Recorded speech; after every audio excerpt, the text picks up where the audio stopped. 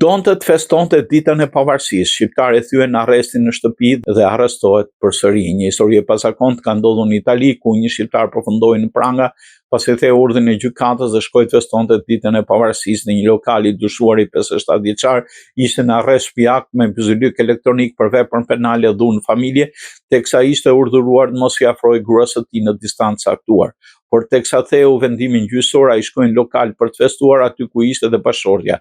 Pyzylyku elektronik u ndes dhe ai u arrestua. Kjo ndodhi në mëngjesin e së dielës dhe me 30 dhjetor arrestimi u vërtetua në gjykatën në Macerata. Të dielën mëngjes burri kishte shkuar në klub në Polenca për të festuar festën e shqiptarëve 28 nëntorin, edhe pse me 2 ditë vonesë më 30 nëntor gruaja e tij ishte gjithashtu atje, burri ka një urdhër mbrojtje kundër saj, një ankesë për abuzim të dyshuar.